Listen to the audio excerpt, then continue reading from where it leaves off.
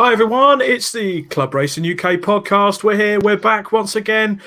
And boy, have we got a bumper show for you guys tonight. It certainly took quite a long time to write. It's plenty of pages full of racing action, much piss-taking, a league table, no less. And we're not on about the English Premier League or any other sporting matters for that matter. And we're going to talk about one thing that we're actually using right now. We're going to talk about social media because despite what a few people say, it might just be a lot more important for club racing than you realise.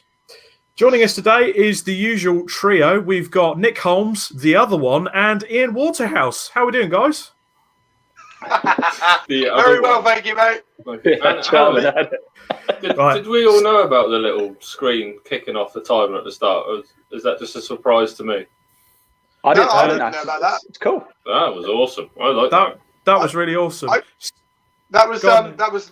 was good. There was the audio from the KA's testing yesterday. I think we must give credit to Elaine for that because he'd have put that together, and it was great, really good. That's really good, actually. Yes, thank you very much, Elaine. Big shout out to Elaine. The guy's a legend. What can I say? It's better than listening to us lot for a minute while it's all being loaded up of us picking our nose and fidgeting in the background, isn't it? So yeah, thanks, mate. That's good.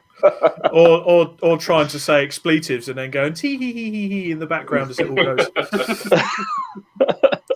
Just big because we're children. Like a bunch of children. Well, the segments, to be honest, are a little bit changed this week. We haven't so much as got a news roundup. Of course, the racing resumed. Finally, we had stage one of the roadmap came through. Unfortunately, we got a little bit of bad news that sort of surfaced yesterday while you guys were out doing your thing at Donington. So we'll cover. Yes, I know. We'll cover that as well, and we'll get people's thoughts. Oh, man, let me just adjust my camera. It's moved. So, of course, as you're watching tonight, get your comments in. I'm looking at the Club Racing UK main page and looking at Ian Waterhouse posts on the paddock. The lads are watching other various pages, fingers crossed as well. Yeah. Either way, if you've got comments coming in, get them in. We'll answer them and we'll debate about it for you. It's what we're here for. Let's have a mass debate. What time is it? 3 minutes. 3 minutes it took. Turned to smut instantly. No, what? That's not smut. I love this show. Lots of people debating is a mass debate. Yeah. True. So people sort of crowding round debating together is just sort of a group of people masturbating.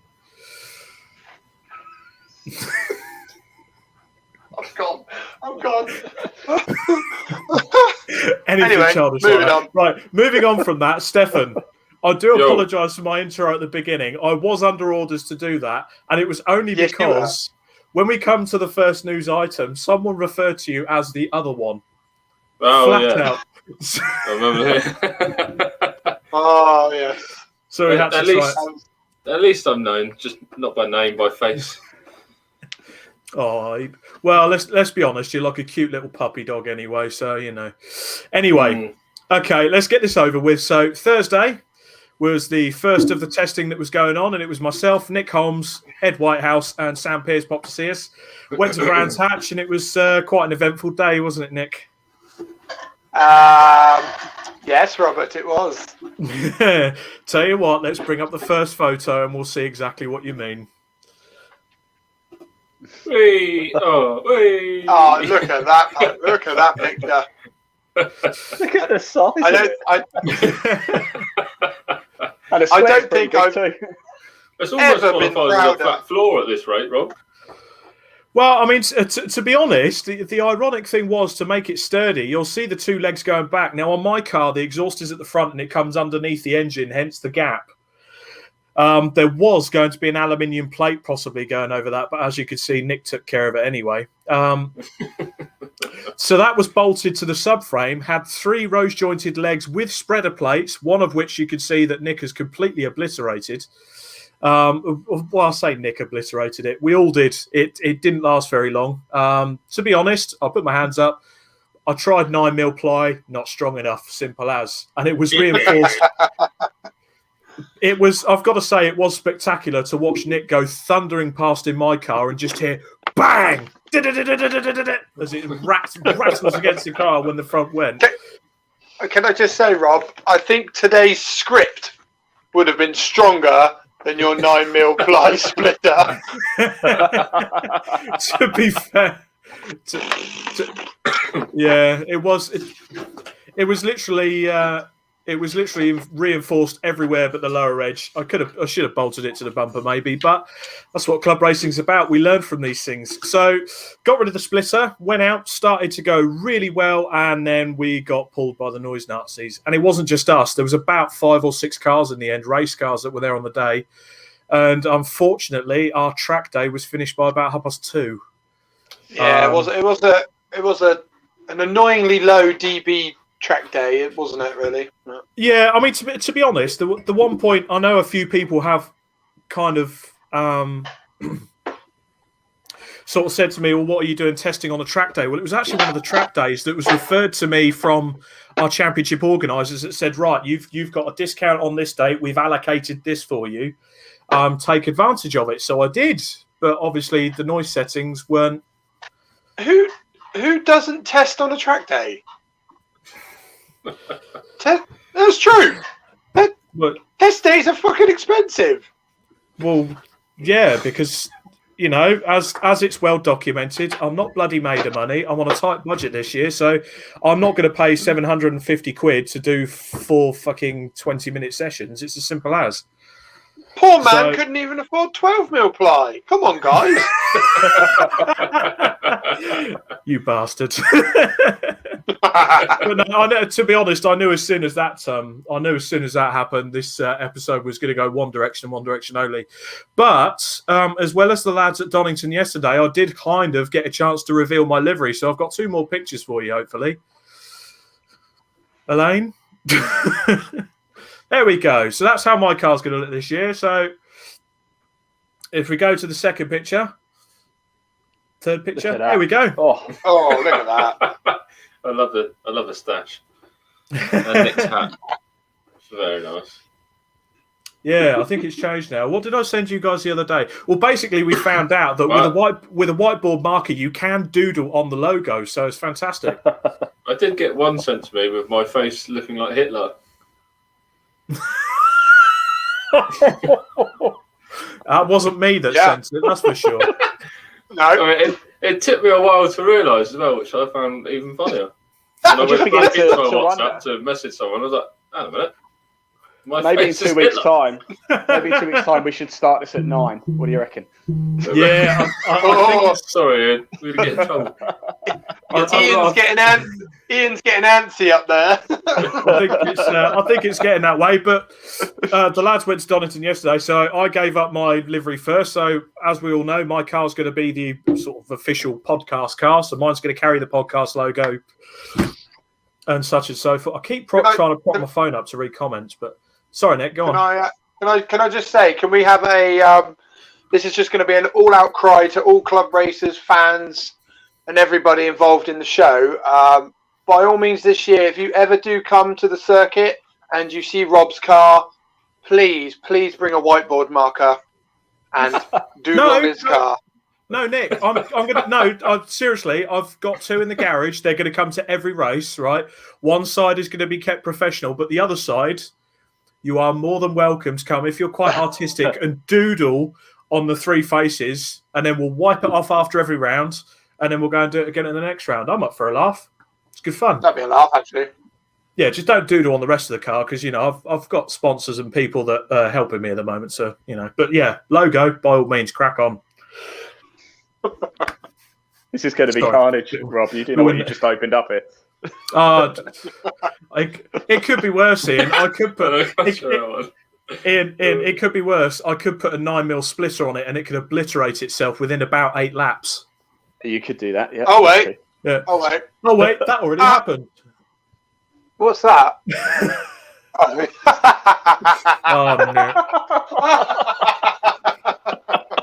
Oh wow! Whoever the hell did that? Who did that? Whoever did that is going to hell. Right, just down to some comments. Chris Pearson, where's the face fuzz gone, Rob? I had to save weight on the car, which ironically I now need to put ballast in, but no, I just fancied a bit of a trim. Matt Clary has commented, serial listening to the show, the Focus sounded awesome on the dyno. Yes, so after we got knocked off the track for noise test, I did get a chance to get my car tested for the championship. So it was 171.2, wasn't it, Nick? I've got the graph here. Yeah. 171.2. So I'm just sorting out some ballast that's got to go in the car this evening. So that'll be getting corner weighted Saturday, and we'll be racing on Sunday. Pescara Productions, that's some high level aero work you're giving away there. Where do we enter to win that? I'll give it away now. I'll give it away now. It's currently next to my bin, so you can have it. Sam Pierce commented, pre-love shed roof for sale, never raced or rallied. Oh dear. Pescara also agrees about test days, though. He says those days are dead. Track days are rammed within a day or so of being posted. It is. I mean, to be honest, it's kind of a bit of a gripe and something we kind of need to debate on here about test days being so bloody much for the clubby. But yeah, it's quite annoying from a personal point of view, because we want to go and test. We don't want to get in track days way, but at the same time, you know, we need somewhere to shake down our race cars. It's as simple as that. Judging by the 2 track days I've been on in the last week, it's not. We don't need to worry about track days getting in our way. Okay, we'll just leave that there before you get lynched. One day we will get this sorted. We want to make a Club Racing UK track day, so we can invite Club Racing UK fans along to a sole track day for us lot. So I'm assuming the majority would just be race cars, so we won't annoy the normal track day goer. Yeah. If you're up for that, write a comment below. It's in the pipelines. We've discussed it. We just need to find a TDO that'll. It just costs tons of money. Yeah. If anyone wants to back our great idea. Sorry, we've got loads of comments coming in. The latest one that's just come in, Steph. Sam Pierce says you can tell it's race week. Stefan swapped a beer for a protein shake. It's actually a powdered energy drink made by Sneak. Today is strawberry millions. I think it's very nice. Very nice. Very nice. Oh, look at that! I feel the energy coming through me already. Jesus Christ! They should make Stefan an electrician. There's that many plugs in there. For the record as well, you could definitely tell it's race week, because this idiot up here decided to fill our office drawer up. We have a biscuit drawer. He put chocolate digestives in there, but the light version. Oh. Who buys the light version of chocolate digestives? Got to save the calories, Nick. It's race week. Come on, man. Yeah.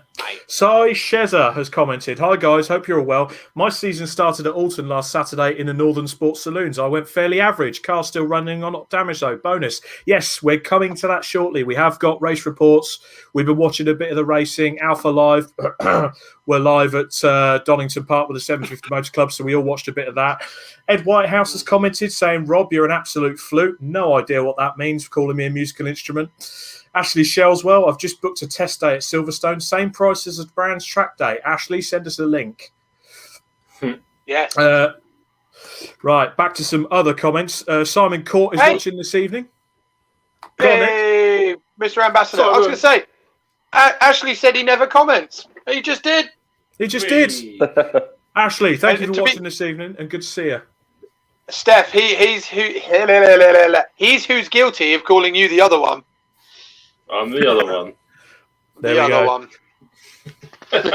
Simon Court has tuned in this evening. He's tinkering in the garage on his race car while listening to us having a good old mass debate. Megan Edwards, evening, sorting out my marshalling stuff, ready to start marshalling at Snetterton next weekend while listening to you guys in the background. Massive shout out to the Orange Army. We love you guys. We can only go racing with you guys there, so thank you for that. Nick Underwood's tuned in. Guys. Mario Neofitu has tuned in. Chris Pearson, I sense a new CRUK competition coming on. Best comedy cock on the logo. Well, I think Rob's already won that one. Oh! Oh, my God. Your it tonight. faces. You are so getting vandalised at Donington. I'm going to draw like 20 dicks on your face and send it round Donington for the photographers for that one. I hope you're doing, and I hope they pull you in for indecent exposure in a car. Well, it won't be in the car, will it? I won't just be sat in. I'll leave that. Okay. It'll probably be the first time in the history of racing that you get black flagged for dicks. Yeah. Normally, Nick's being black flagged for being an absolute cock, not just showing them off. So anyway, we've seen my livery with the podcast logo on it, and of course, the lads went to Donington Park yesterday and showed off their liveries. If Steph, you did send the photos in, didn't you? Yeah, hang on, we do have a picture. Sorry, let me just jump back in. Cool. Elaine, if you're watching, it's the bottom one, the late entry mini one, and the mini and the KA. Yeah. Now frantically look. There you Oh, go. there There you go. Look at that. I do have to Spicy. say, Stefan, I did say it before, that does look really good, mate. You know, Thanks, they yeah. look fantastic, don't they? For our for anyone listening on a podcast, just sorry you can't see this. No, you're right. Sorry, you're missing out on this. Yeah, check out our Instagram or Facebook. You'll see all the pictures of all our cars, both our cars. You'll also see Rob's car on there as well. We do have to say a massive thank you. They won't be watching this, but I say thank you anyway to our painter / theming artist from work. Yes, Who did most of that paintwork, if not all of it. Did a fantastic job, and thanks to the guys at our work for allowing us to do it. As I say, they won't be watching it, so who cares? But cheers. love it. Did you say thief? Did you say thieving artist or theming artist? Theming. Ah, theming. Okay, sorry. Theming. I heard that wrong. I was like, why the fuck's he calling him a thief? That's Bit his harsh. official title. He gets a bit upset when we just call him a painter. So Yeah, he does. He gets a little bit teary, bless him. No, you But, call him an artiste. an artiste. Yeah, For the record, though, he churned the Mini out in a day. He did that in a day, didn't he? he did. Yeah. So Is it all painted, or have you got the stripes vinyled, or is it just No, it's it's all all laid paint? all paint. It's just the logos on top of it there, vinyl, but all the colours are paint. Oh, cool. Okay, so tell us about how the test day went. Yeah, it went well. It's a nice early start, thanks to COVID, but cold. Yeah. The mini was on song in the morning. Obviously, we haven't. The last time we were out with the Coombe, it wasn't pushing that hard. We've done loads of new stuff to it and added loads of stuff to it. So, proper shakedown in the morning, and then just slowly, gradually pushing it throughout the day. After lunch, it had a bit of a vibration, so we were kind of chasing that all afternoon to try and figure out what it is. So, got some parts on order to change tomorrow. Hopefully, that'll sort that out ready for Sunday. KA, obviously the new suspension and the new sticky tyres. I've done anything else apart from put that on, and yeah, I mean, it's going to be a hard one. I think it's going to it's still fun. Don't get me wrong. It's a race car going around a racetrack, but we're going to have to see what it's like with a load more cars. I think it's still going to be epic, but I mean, going around Donington, the brake pedal is not really necessary for most of it, so. It was. But it's Well, So we're going to save on tyres and brake pads this year. definitely High going to five. brake pads, okay. High five to MSV for always thinking of ways to save money. The only thing they'll have to bring in is a directive that you have to lubricate the brake pedal to stop it seizing up Yeah. after every meeting, because you're barely going to fucking touch it. Right. Unless your name's Justin White. Yeah. Sorry, Steph. Say again. Matt broke down on track, just getting that in there so you can take the piss out of him. What Yes, he happened? did. What, in the KA or the Mini? I think we run it a bit low on fuel and starved the fuel and popped the fuel pump fuse. So yeah, just conked out the bottom of Craners, I think. I did go past him in the KA and gave him the the Wanker friendship sign as we went by. Hi, Matt. Give him the old wave. Wave and wave. Fair enough. Well, that's the testing news for the three of us. So I'm sure you will see us possibly in action on the live stream of My Supercar, the coverage of the TDT and TDC rounds on Sunday. Where basically we're all going to be there. So Nick's racing my car, Stefan and Matt Hibbard will be racing the Club Racing UK Mini, and I think it's a full grid, chaps. I haven't seen the entry list yet, but the last email that we got through, there was only 2 spaces left. And I'll be honest, it probably won't be too difficult to fill them. No. Well, it's probably... No, hold on. I think there's 3 spaces now. Oh, what's that? Because your splitter's not on your car anymore. Yes. Very good point. So Nick's taking care of the opposition already. Right, back to...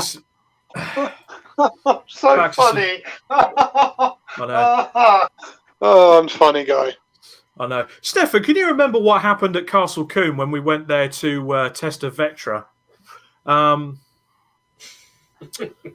What was it? Yes. Now, Nick Holmes did perfect the art of wrapping an entire wiring loom for a car around a wiper motor mechanism, and we spent the lunchtime untangling it and joining it back together. That was quite good, wasn't it, Nick? That was good. In fact, I think most of the wiring loom is still held together with chocky blocks. Good work. There we go. Not, James, not bad for a guy that's the electrician, eh?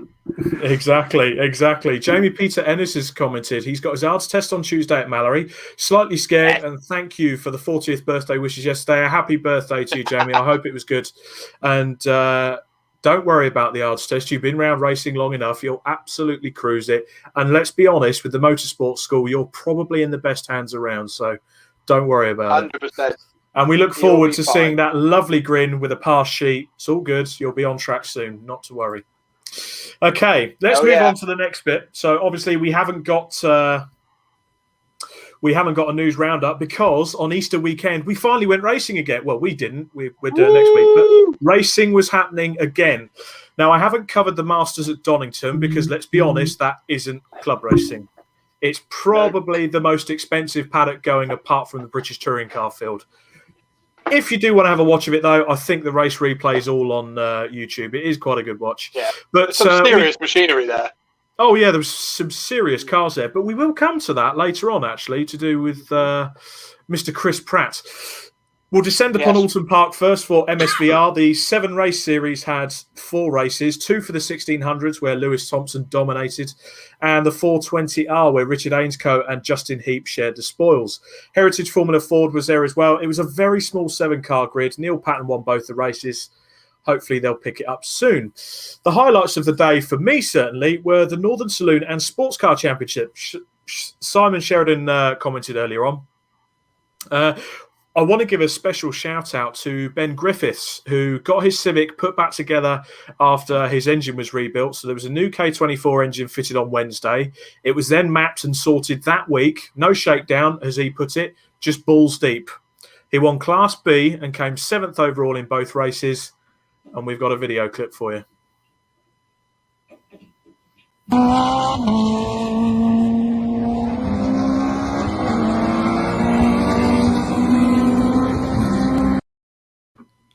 That does sound good, doesn't it? Very nice. It does. Unlike him, he sounds funny, doesn't he? Because he's from up north. Well, I'll tell you what. If you want a nice photo, Ben, we have got a photo of him as well after getting his trophy haul, bless him. I think. Have we got a photo? There we go. There he is. Oh, what a handsome chappy. There we go. He looks dead happy, doesn't he?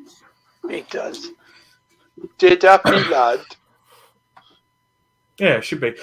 Ian, I've got a question via Matt Cleary. He's asked if the live feed on Sunday recorded so he can watch it in the evening. Yes, it would be if we're going. You know, we've got a little bit of breaking news, actually. We might not be going on Sunday, and the reason being my son tested positive for COVID yesterday. One of these home kits. So we've taken him to a testing centre today. If that comes back positive, I'm afraid we're out Sunday because we have to isolate for 10 days. If it comes back negative, we'll be there. So fingers crossed he's negative. But yesterday he tested positive on one of the home kits, which means if he does have COVID, I have to stay at home too, unfortunately.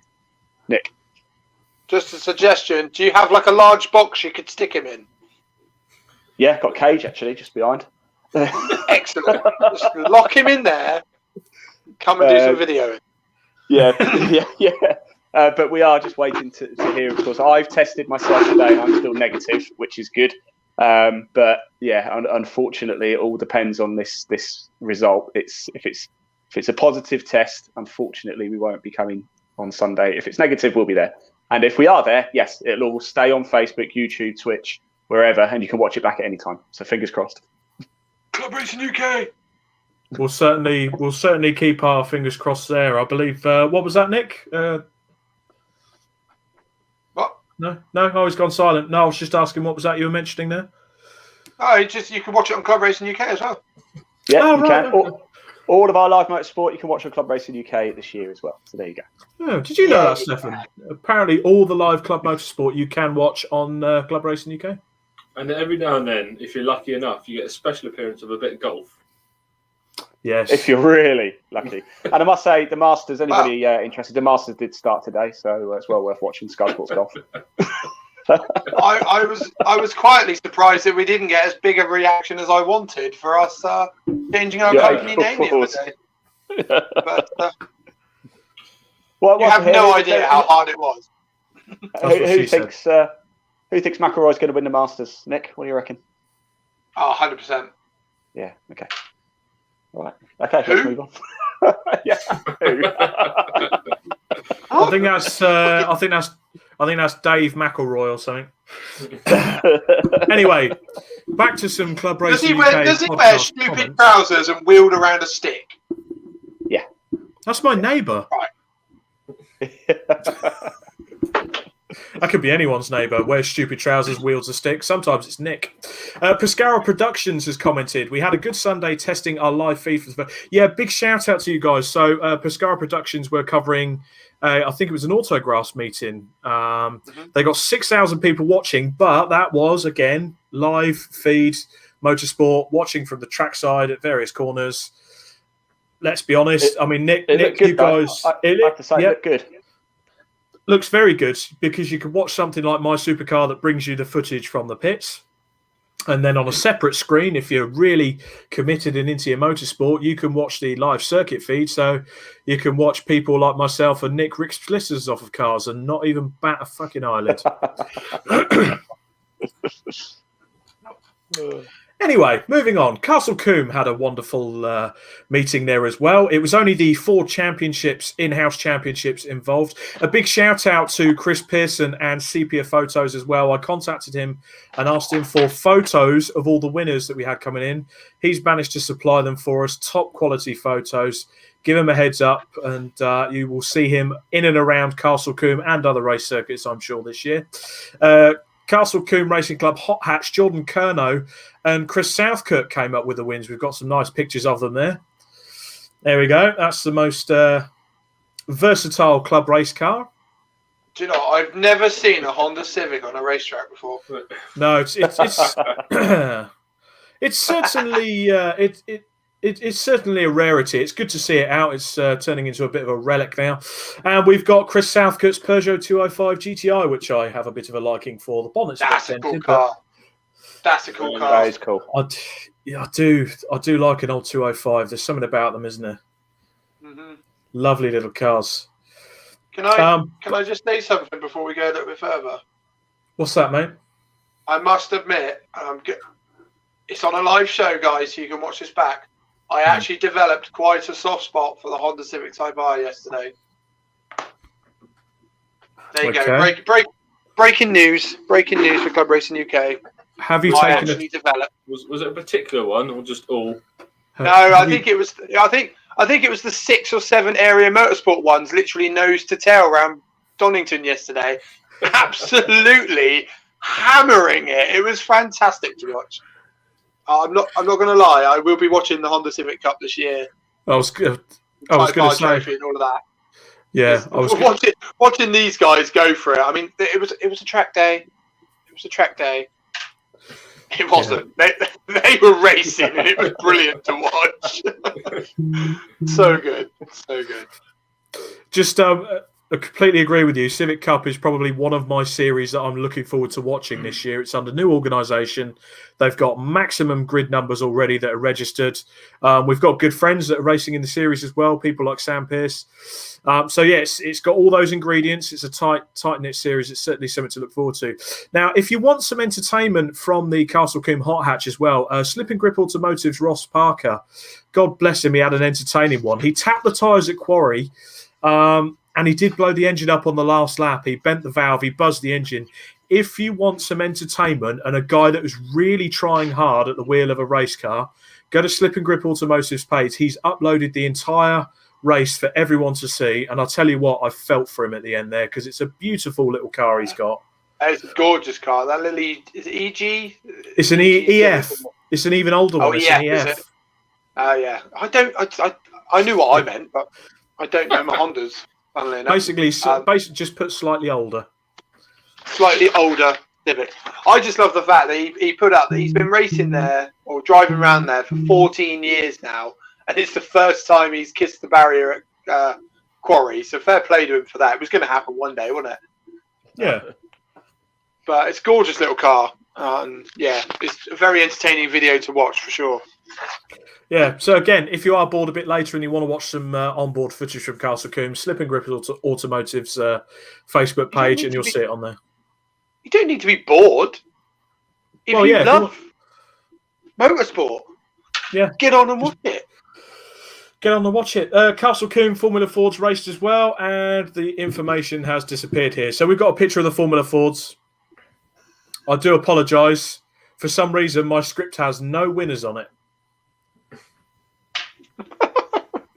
Good job. Well done.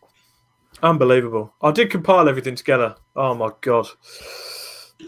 Chris Pearson, Ross just had some photos off me when he was sliding right down towards me. Brown trouser moment for sure. It looked like it from inside the car, actually.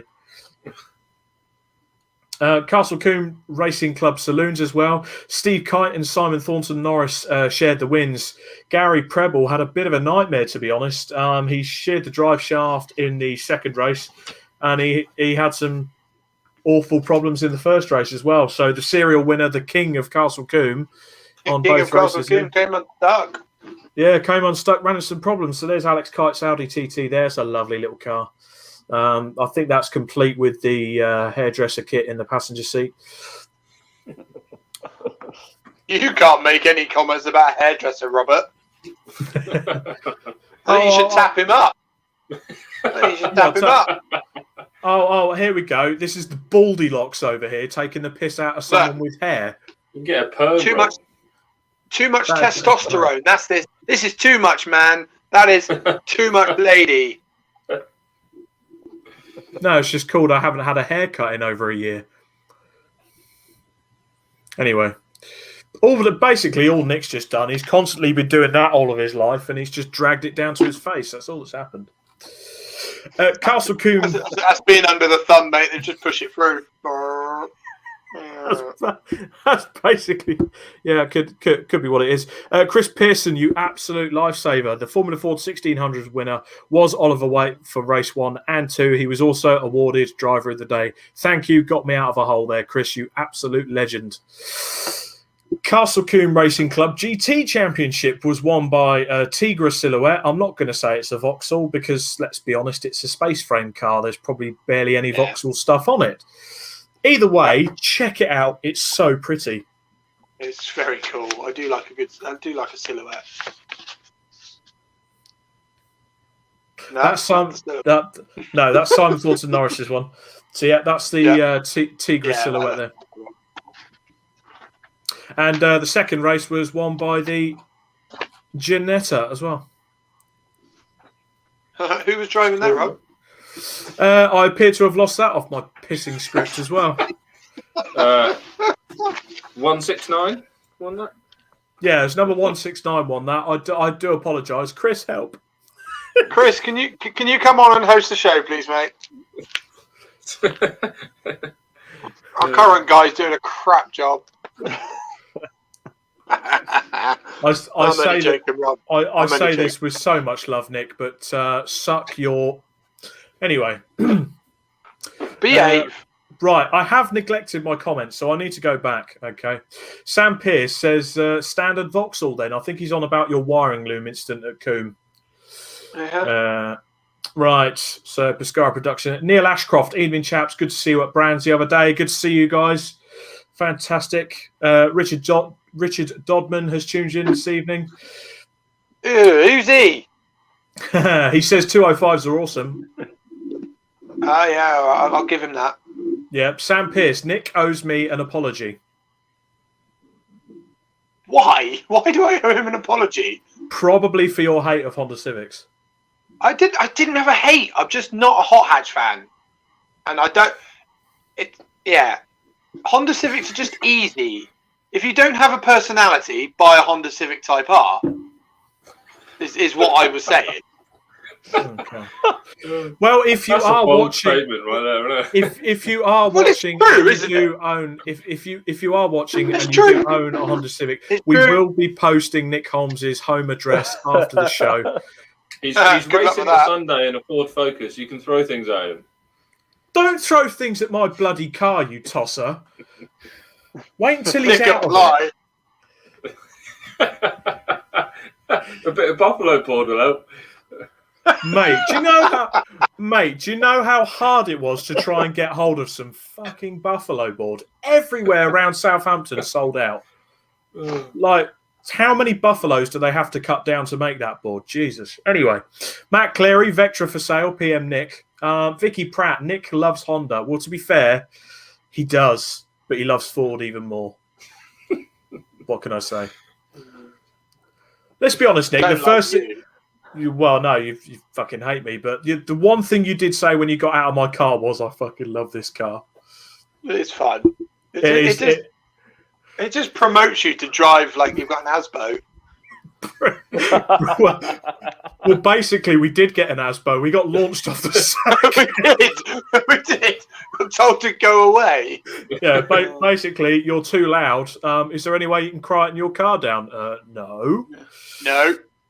No, like I said to you, it was a shout out to MJA really, because that engine in that thing, the rest of it's a piece of crap, but the engine, my God, pulls like a train, just absolutely on song. Love it. No, I'm joking, Rob. Your car's lovely. It is. Well, speaking of MJA, we are going to feature them as well later on in the show. Sam Pearce, how can anyone comment on personality when you own a Vectra?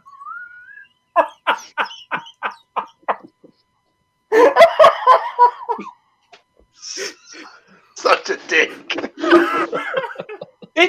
Look, I'd rather be a shepherd than a sheep, mate. All right. Neil Ashcroft also says, "Never trust a man with his head on upside down." I feel like I'm going to get a ribbon tonight. The roasting started for me. This is turning into one of those shows, isn't it, where everyone's going to get the piss taken out of. Chris Pearson, the Ginetta was Chris Everall. Thank you so much, Chris. Well done to all the winners at Castle Combe. We'll come back to the comments in a second. So the 750 Motor Club raced at Donington Park with coverage from Alpha Live.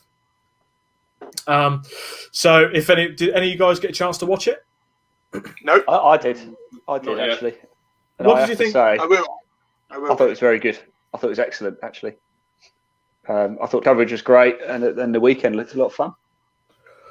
There was some good. There was some good action on the 5 Club MX5s. Were really good. So Michael Epps guest starred in that. There was some YouTuber that does sim racing as well. Ben Short and Michael Coomber came out with the wins, but there was action aplenty. A few cars off, especially up at the top. If you do get huge a chance, grid, wasn't there, of MX5? For 5 absolutely massive. It was like close to 40 or something, wasn't it? It's crazy. Yeah, but then let's be honest. We have sort of I think it's guaranteed in an MX5 race, isn't it? Well, yeah. There's about 2.5 million MX5 race cars in the country, so they've got to fill a grid somewhere. And I think there was about 1.5 of them at Donington Park. It's proven. We've already proven that's the case. Yeah. Yeah. We've proven. Yeah. I don't, Actual scientific proof. You're right there, Nick. Okay. Sorting yourself out. Just plugging myself in with some go-go juice. Lovely. I realised yesterday at Donington, if I do anything on my phone that relates to videos, photos, or anything, to be fair, the battery just goes boom, gone. So 41 minutes of podcast, and I'm down to 20%. That's quite good. The Carmel Porsche Trophy and the Bernese V8s were out. There's some beautiful examples out. Beautiful examples out as well. The Joey Logano liveried Ascar as well. Matt Holborn wins in the Tuscan, and Jonathan Evans won in the Porsches. One of the highlights as well, they had a 924 that sheared a rear drum during qualifying and then threw a rod during the race. That was a Chris Valentine 924, I believe. Oh, no. Yeah, so there was a few of them that did get into the wars. I know Martin Reynolds hit some problems as well in his beautiful Sebring. The low cost as well. Simon Walker Hansel and Andrew Tate shared the spoils there. Race 1, the top 3 was covered by 0.176. Whoa! Well done, guys. That's awesome. It was quite entertaining racing. And again, if you do want to watch any of this, just get yourself onto YouTube. Alpha Live still have it all up on there, ready for you guys to win. Jack Chapman in car number 88 was in the wars as well. Unfortunately, he got himself in trouble with the stewards after race 1. I think that it said on the timing sheets causing avoidable contact or something along those lines. Oh dear. Oh dear. Well, it's going to happen. Everyone's a bit green. Everyone's coming out. Yeah, we noticed that yesterday on yesterday's track day, not test day. Yeah, track day. How many red flags did we have yesterday? In the first hour, there was 5 red flags, and we only had 7 minutes of runtime. Finally. It sounds like Enduro car Indy 500 qualifying again, though. It was exactly like that. It was exactly like that. That was probably the most. Straight back in the pits. That was probably the most frustrating qualifying session to ever become a part of. Yeah. I think wasn't there at one time where the cars were still leaving the pit exit and the red flags were already out? Yeah, that didn't make it out. Yeah. Joe Stables won a pair of bike sports races as well, and Carl Swift and Rob Baker of Area Motorsport won the Club Enduro in a 100 grand Seat Leon Euro Cup, chased down by a few GT Cup cars. Now, I'm being facetious, but if you look at the front of the Club Enduro field... Oh, brilliant, Rob. Well played. It's... Right. Well played. It's a beautiful car, and the guys know how to drive. They're some of the best club drivers. But if you look at the front of the Club Enduro field, if you're in Class A, just buy a sodding TCR car and have done with it. You ain't going to build anything else that's going to... Because it was literally TCR cars, a BMW GTR car with a body kit on it that's fatter than me, and that's saying something. It certainly had a few width restrictions. Is this it, Rob? Yeah. Is this it? That's the kitty there. The problem is, I haven't watched this yet, so you're going to have to answer my question, Rob. Yes, mate. So you had all these TCR almost cars leading the field. Yes. Did they take up most of the airtime? It was mixed, actually. I mean, I think to be fair to them, the commentary team were trying to sort of share it. Yeah. Certainly some of the racing lower down the field. I mean, a shout out as well to Rowan Lundy. You've got the fastest time in Class C in a Toyota Celica. Sadly, they had to retire. But some of the smaller battles down the grid were there. But then again, you also have the problem with an endurance race. Start of the race, everything's bunched up. It separates. Yeah. And then the finish got a bit tasty. Towards the end, so it's always how it's going to be. But yeah, it was just quite funny and quite ironic. I mean, you're on the races WhatsApp, isn't it, Nick? And that was just a few comments on there. Okay, 100 grand TCR copy has just won the Club Enduro Series. Yeah, that's good. You know what I mean? And I don't mean to sound facetious, but it can be seen that if someone's looking at that championship, they're like, shit, okay. I've got to buy one of those then. Well, you get that with some series, don't you? There's when you've got such an open take on the regs, you bring what you want. Oh, here we go. Oh, Nick's all over the place. Bloody Nick, thing's gone. Looking comfy there. Look. I know. I'm Right, comfy in my lounger. But So before we funny. Before we go on to our sort of main event this evening, I'll go through some comments and just set us up ready. Pescara Productions have come back. If anyone is looking to get their racing streams now that they've announced that no spectators are allowed until May, get in touch. I think they're just looking to get back out there and set up and test the live stream and see how it goes. Oh, this is not working. Neil Ashcroft says as well, never trust a man with his head on upside down. That certainly seems the case when he can't even... We've had that one. We've had that one. Oh, yeah. Oh, no. He said something else as well. Daft statement of the night, Nick. And he also said he owns a Civic. What of it? I don't get me wrong. Like I said yesterday, I have a little found love for them now, seeing how good they were around there. I just think it's not original. It's easy. Sam Pierce, your phone is about as reliable as your race car. Yeah, it is. Next comment. Come on, keep it coming. Matt Cleary, any of you guys have onboard cams for Sunday? Will be good to see some from the driver's seat. Obviously not live. Yeah, I think we all are. It's actually it's mandatory. So yeah, we all have to carry it. Hopefully yours stays attached this time, Rob. Yeah, it's only because I didn't screw it in. Yeah, I forgot about it. It's all right. I sorted them out back out. It was fine. It was my own fault, that. Jordan Honeybone is watching. Says, you boys don't need testing. I bloody do. Steph's just off for a wee. You're at the front of the grid, boyo. Yeah, that's not going to happen. No, it's one of those. This year is going to be sort of a... Basically, it's going to be like a blind man at an orgy. I've just got to feel my way in. So that's just how it's going to be this year. Fucking hell, Rob. What a better way to do it. So yeah, and of course we'll see Jordan Honeybone there in Class B of the TDC. Simon Court. Is this why you're sticking me out first? Why? Is this why you're sticking me out first? Do I have to feel my way around between drivers I don't really know? Pretty much. I hate you. So if the car gets broken, it's your fault. Oh well. Oh dear, there's no need to be so facetious, Nick. No, it is what it is. Nick's our plan is Nick's going to go out first because he's race ready, race fresh, and then can get into it, and I could just go in and bang some laps out towards it. Well, Nick, you were the last person to race in anger, I think. I kind of raced for 4 laps in September, but we'll skip that.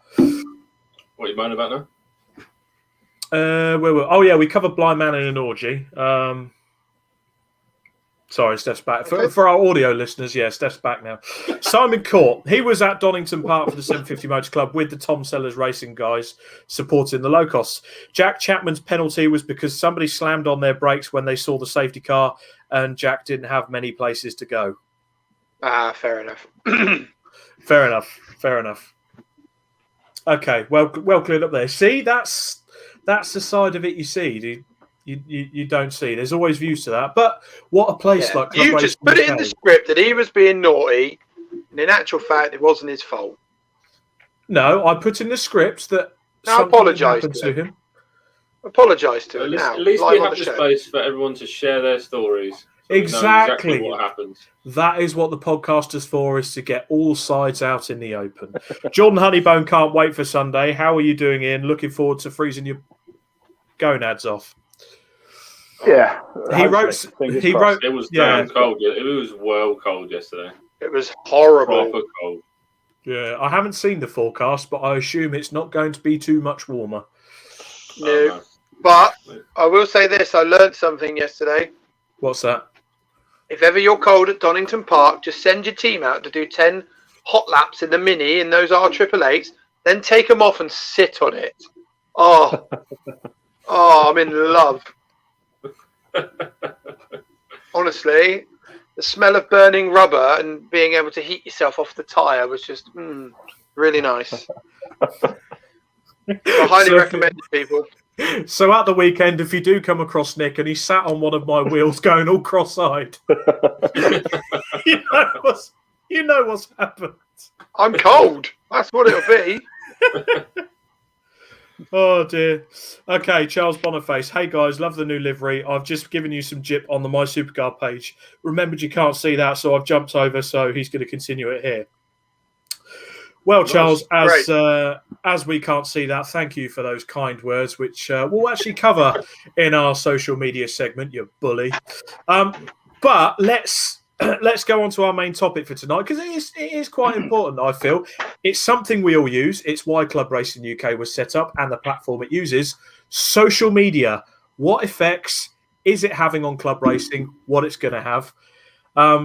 We're certainly using it to get the podcast out. So what's your thoughts generally on social media? We'll start with Ian Waterhouse because Nick's having a biscuit.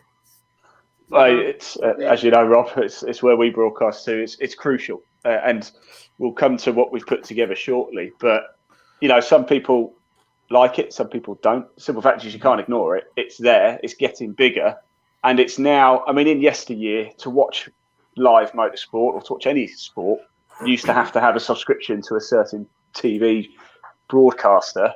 Nowadays, you can watch it for free. I mean, Alpha Live's coverage on Monday, you know, that was completely free. If you want to watch Formula One, you've got to pay Sky 40 quid a month, you know, and it's accessible for everybody, and it's opened up so many opportunities. Like it, don't like it, it's there, and you've got to take advantage of it. As a race series, as a driver, you have to take advantage of it. There's no two ways about it. You've got to. Yeah. I mean, you say it's the new exposure. Something I kind of thought about the other day when I was writing the script for this. Would you say that social media gives you a bigger presence nowadays than being on TV or in the magazines like Autosport? 100%. Yeah. I'll tell you why, and I'm going to talk about golf for a second because I know Nick's a big fan. And Sky love golf. Yeah, and Sky broadcast a women's golf tournament, a fairly high-profile one, and it had, I think, the view figures released for 27,000 people watched it. I think this was even on TV, and we did one on social media that was fairly low-key compared, and we had 210,000 people tuning to watch. With a subscription service and stuff like that, you immediately block out a huge volume of audience of people who want to see it. With social media, it's endless. You can get it to anybody. You've got a target market audience that's about 2.6 billion people around the world. Why wouldn't you take advantage of that? Why wouldn't you utilize that? And the reach you can get, I'm adamant we get more views on motorsport, and we'll just stick with motorsport, but I'm 100% confident we get more views in motorsport than Motors TV ever got. 100%. You know, I'm confident. Alpha Live did 30,000 views on Monday. 30,000 views. You know, that's good. Although I must hasten to add, I think the overall record is 56,000 set by us at Cadwell Park last year. for the classic tourer car. Drop that one in there. And I think we did 35,000 at Enduro last year. But anyway, look, enough about that. But that does highlight what you can achieve just on social media, doesn't it? And no disrespect to Motors TV or whatever guise it was under or is now. You know, I don't know the exact viewing figures that they had, but I've spoken to a lot of series who used to pay for that, and they said the viewing figures was in the single thousands. And you know, we'd rock up with Enduro. I mean, 35,000 people tune in to watch Enduro Cup. You know, it's almost unheard of, isn't it? But if you stuck that on Motors TV, you'd probably have 2,000 people watching it. You know, so the power of social media, I think, is 3 or 4, 5, even 10 times that now of bog standard TV. You know, even Netflix are in discussions about getting cricket, aren't they? And yeah. it's huge. It cannot be underestimated, and that's why we've put together what we've put together as well. It's the accessibility of it, isn't it? The thing is, like Motors TV, if you wanted to watch a club racing event, it was aired at 3 o'clock in the morning. If you could record it, great. If it couldn't, I mean, I was on Motors TV once when I was with the classic touring cars, and it was aired at 3 o'clock in the morning. I recorded it, great. brilliant. But when you do it on social media, every single man and his dog has a phone that's social media capable now. Mm-hmm. So it's so accessible. It's so easy to just, you don't necessarily have to sit and watch solid 6 hours on your phone, but you can pick it up and watch a good hour of it or whatever. Put it down, go make the dinner, come back out, pick it up again. It's so accessible. It's a really good sort of sales and lead generation tool as well to use, because we always run tracking links in sort of the text that we put in with the series that we work with. So at the end of it, not only can I sort of tell them, well, we had X amount of people watch and this was the reach and this was the engagement, we can also tell them how many people it drove to their website and things like that. And that can't be under things like that. You can't do that on telly, but you can do stuff like that on social media. And I think the thing that people forget as well, views always steal the show because they're, look, 30,000, 20,000, whatever. Doesn't that look fantastic? However, success is actually defined by how many people come into contact with you and the engagement that creates. So, for example, if 100,000 people watch your content, for example, or classes of you, but your engagement is 50, that means of those 100,000 people, only 50 have actually done something with your content. That's pretty naff. Now, for example, this podcast tonight, I always take viewing figure reports of everything that we do when it's live. This will, based on what we've done before, I would probably say somewhere in the region of 300 or 400, 500 actions will be taken. Now that's across comments, likes, shares, and clicks, profile clicks, and things like that. This is data that we give to the series because we have to be accountable as well. You can't just turn up and just point a camera at a racetrack and go, "Look, I got you 10,000 views, aren't I great?" But that doesn't mean anything. What's the return of investment on that? How do you determine what is success for a client? And we can give that information on social media. Can't do that on telly. No. Yeah, it's a similar. Just already the comments have started to come in. So Sam Pierce has said the big contribution to numbers and social media is that the fact, like you said, Nick, it's in our pockets now. Whether it's on Motors TV. Okay, Motors TV was fantastic. I used to sit up and watch programs on there, but you had to have Sky or Virgin. You couldn't get it on Freeview. You couldn't get it on FreeSat. We're lucky now that, Ian, you're doing some TV work this year on Free Sports, which is accessible to it. But it's there. It's at the, it's that. I also think because of social media, people's attention spans are a lot shorter than they used to be. Do you remember? I don't know how old you guys are, but something shiny. Something shiny. Yeah, when I was a lad, you used to have a film came out at the cinema, and then it would be about 3 years before it would come out on VHS. Now, if it comes out at the cinema, about 2 weeks later, it's available on Sky Store or Netflix or DVD or whatever. People's attention span isn't what it used to be. So if you're on TV, you've got a TV show that's filmed at the time. If it's not back on TV within, I reckon you've got 5 or 6 days, then people have forgotten about it. So this is why live works so well. And the option that it stores and stays and people can go back at their leisure and watch it if they want, great. But it has to be in the moment. People don't want to watch, like, no disrespect to what happens at the weekend. If people were raced at the weekend and then they're racing this weekend, they've forgotten about what's happened at the weekend just gone. They're laser focused on what's happening this weekend, And it's just how it is. But you say that about focus. Is it focus or is that a dilution? Because there's so much, it doesn't matter if you miss last weekend's racing. There's more racing coming on this weekend. There's the other side of the coin, isn't there? You're right, Nick. You're absolutely spot on. There's almost too much entertainment now, and this is why you have to. This is why it's important to get that analytical information so you know who your customer is, essentially, because there's a lot of white noise out there. People say they love you, but they don't really care, realistically.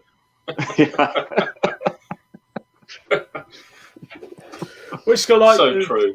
The thing with social media as well, certainly drivers and teams can use it to build an identity, interact with their fans and sponsors, whereas beforehand it was either face-to-face or you had to do some seriously, you would have to pay for an advertisement in a magazine, whereas if you have an advert like a platform like Facebook or Instagram, you can create what is virtually an advertising page for free. Yeah. I'll tell you something about that as well, Rob. If you are a racing driver and you are trying to generate sponsorship, the very first thing that sponsors want is a campaign. All right. Now, They want something that is going to give them a return of investment. No one's going to give you money for free. You're going to race and you're going to come. You might get a podium every now and again. Great, here's 10 grand. Go do whatever you want. They want a return of investment, and what they're investing in is access to your fan base, essentially, and your network. Now, if you're a driver, you might be the best driver in the world, but if you go to X sponsor and say, I want £10,000 to go racing, they'll look at your social media following. If you go, I'm not on Facebook, I'm not on Instagram, I'm not on Twitter, I don't believe in social media. And then you've got a guy who finishes 12th every single race, but he's really cool and he's very charismatic and he's got 10,000 Facebook followers and 10,000 Twitter followers. They'll go with the guy who's got the following. It's that simple. So you have to, if you're serious about getting sponsorship, do be aware that social media, it's not everything, but it's a very, very important part of what you do. If you don't have a following. And it's an easy part as well. It's an easy part. Yeah. It's I mean, it's what we do. You post some pictures up, give some, short little blurb of what you've been up to, some cool, quirky pictures. And as going back to your attention span earlier on, you see people like write up an entire three-page essay of what they got up to the weekend. No one cares. You write a little blurb, put a cool picture up with your trophy. You'll get far more engagement and stuff like that. So it's the way you do things on social media as well. Yeah, but even I mean, sometimes you can write a bit of a full essay, but you need to the thing is, you need to have something that you can write that essay, but you need to structure it so that it will keep people hooked and keep people reading down it. It's little bits like emojis and shit like that helps, and little jokes as well. Neil Ashcroft. Live streaming is the future for club racing, in my opinion, but why can't someone coordinate the production companies to get a full joined-up club calendar streamed? I'll probably direct that to you, Ian. Yeah, great question. I would love that. To be honest, I guess it just comes down to money. It comes down to a lot of this for us as well. Especially with you. Date clashes. Yeah, a lot of it is date clashes and things like that. It's. I mean, look, we've got a big announcement coming up, actually. I'm not allowed to say it, but it is a big announcement coming up. And for us, we've sort of pivoted a little bit. My background is I'm actually a marketer originally. No. And yeah. Really? Believe it or not. Oh, my God. And, you learn something new every day. I thought you were a plasterer. Yeah, well, there you go. I mean, I am trying to work out why. At the minute, it does look like I'm broadcasting inside a Lucozade bottle. The sun has entered your room. I've just got yellow light bulbs. It's that showbiz tan. That's what it is. Oh yeah. I've completely forgot what I was going to say now. I'll tell you what I was going to say. It comes down to giving more and being accountable. And one of the biggest bugbears when I looked at Club Motorsport. Live streaming is expensive. Let's not kid ourselves. It's not cheap to do for anybody, by the way, because the margins are not particularly great. But there's got to be a way that you can ensure you get the series and the club return of investment. Because at the end of the day, somebody has to pay for it. And let's not kid ourselves. It's the drivers, really. You pay your subs. You do this. You pay for that. The club will pay for track time, but they've got to recoup that, so they're going to have to charge you money. If you want live streaming, someone's going to have to pay for it at the end of the day. So you need to make sure, as well as a driver, that when you have live streaming there, you're getting access to it as well, and you're getting the value for money too. And it's something that really sits with me. I can't just turn up to a racing event, point the camera at some people, walk away, and at the end of the day, drop a text to the client and go, look, there you go. There's the viewing figures. 30,000 people, aren't we good? There's got to be more to it, because that has value to you guys. If you've got a report at the end of every race which said, this is how many people watched it, this is how many people interacted with it, this is how many people reached it, this is where it was broadcast to, then you've got an asset to go to sponsors, haven't you? Then it's got value for money for you as well, as an individual trying to generate sponsors. And, it would be great if we could get one massive deal to get the entire club racing broadcast live. That would be absolutely superb. And to be honest, there's enough of us, isn't there? Really, Club Racing UK TV. Woo! Club Racing UK TV. It's just about giving. It's about giving entertainment. Well, you technically get that already, Nick. You know, you've got all the live streaming this season. All the live from streaming My Supercar. See, now you made a very good point there about someone's got to pay for it, right? But just think of over the years, how many times have the MSA put out these schemes where they've invested a load of money in certain schemes designed to bring people into the sport, right? And they've probably spent tens of hundreds of thousands of pounds to do that. Well, what would be better than actually seeing what you could be doing there in front of you on something like social media, on YouTube Live, stuff like that? Because as a comment, you know, there's a few comments coming as well, and this relates to me. Matt Cleary, I never actually watch normal telly anymore. Facebook Live or YouTube is the only thing I watch now. Yep. Same here. Plus Netflix, plus Amazon Prime, which, if you go on Amazon Prime, there's actually a lot of club racing on there because they actually have a lot of backlog of club racing, which I know it's sad and I couldn't give a shit, but I go and watch it every now and again if I'm bored. Or I'll stick it on in the background while I'm working in the garage. Again, can't do that with Motors TV, can you? Or you couldn't. It's better than bloody Coronation Street. Better than Coronation Street. And again, like Nick, you know, other terrible soaps are available for the record. Yeah, I mean, even the big series are doing it. I mean, the British Touring Car Championship are doing qualifying from the touring cars online and streaming to your house. Supercars, anyone outside Australia and New Zealand, okay, they have streaming services as well. But myself, I think you still do it as well, didn't you, Nick?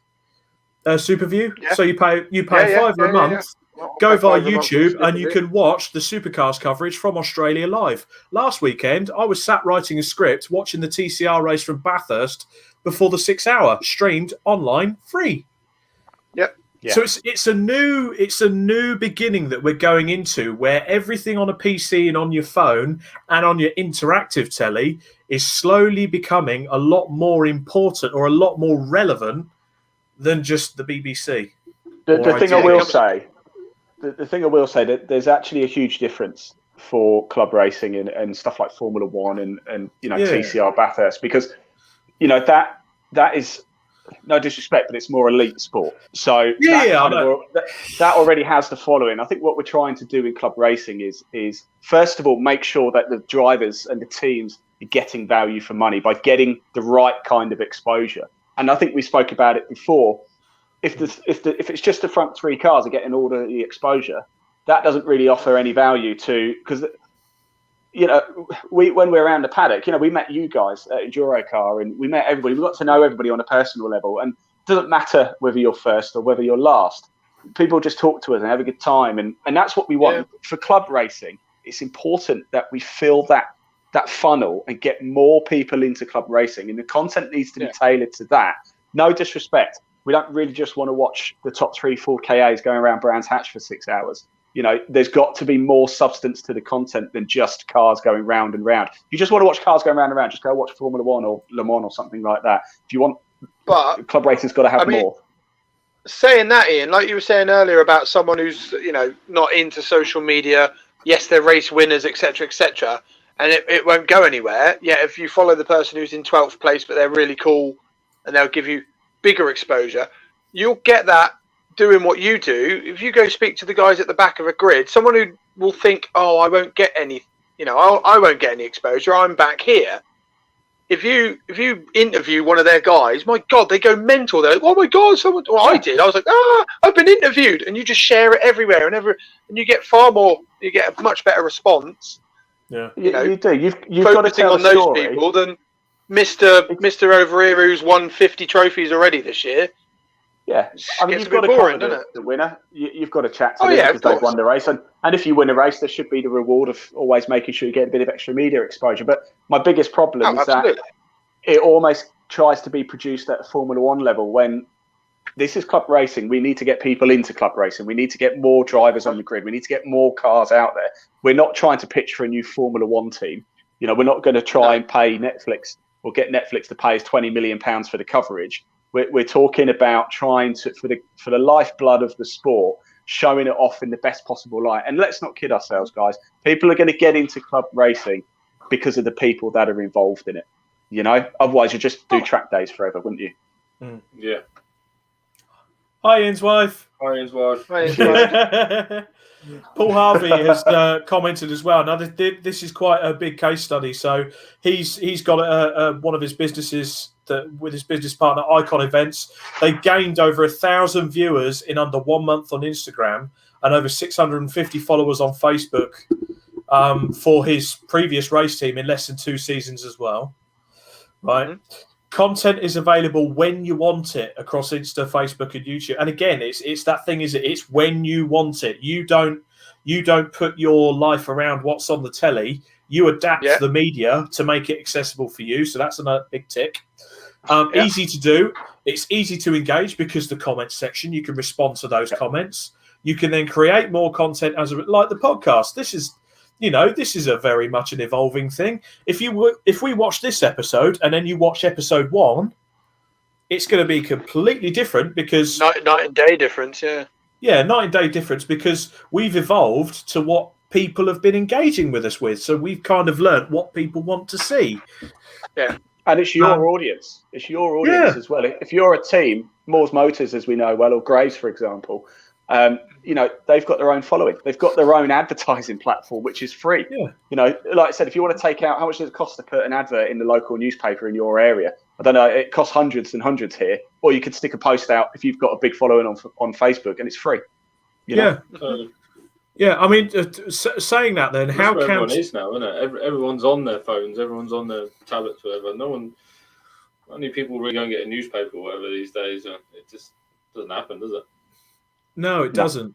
So the one thing I'll ask as well, gentlemen. Go on, Nick. But that's another thing. That's where the bridge needs to be built, because you do still have the people that will go and buy, Autosport magazine, the local newspaper, and won't do social media.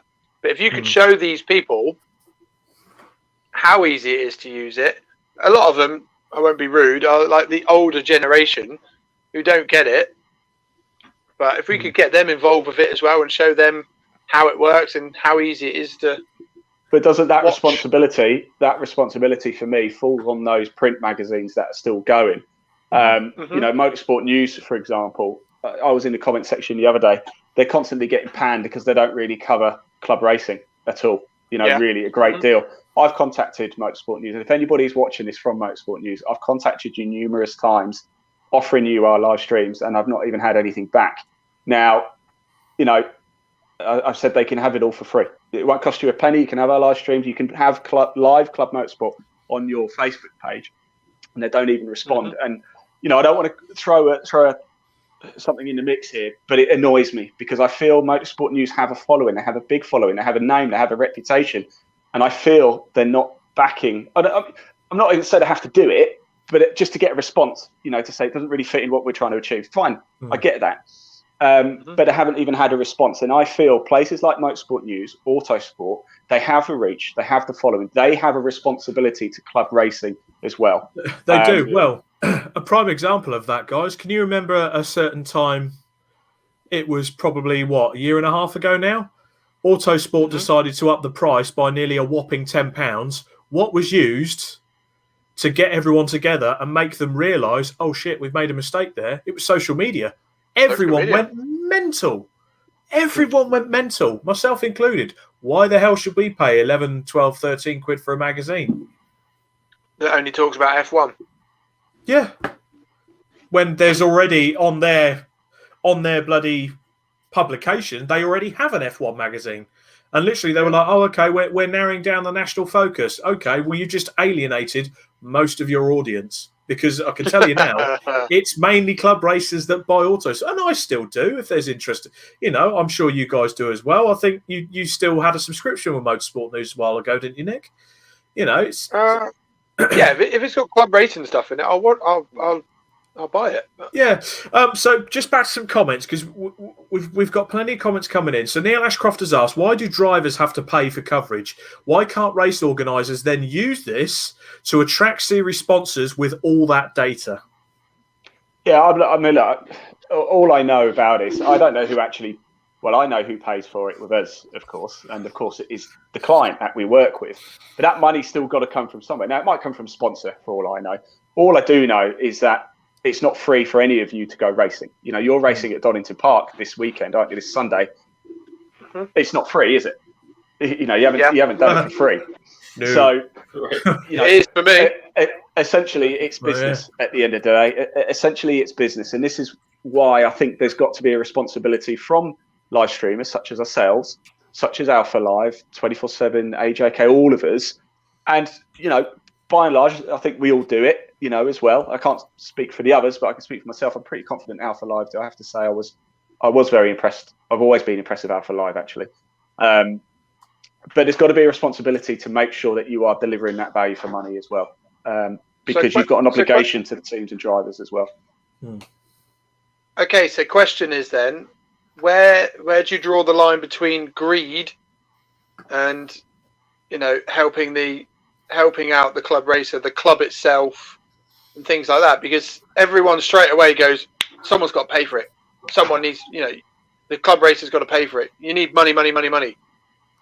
Why can't you, as you've just pointed out, Ian, a lot of the stuff you put out, all the content and stuff can be free.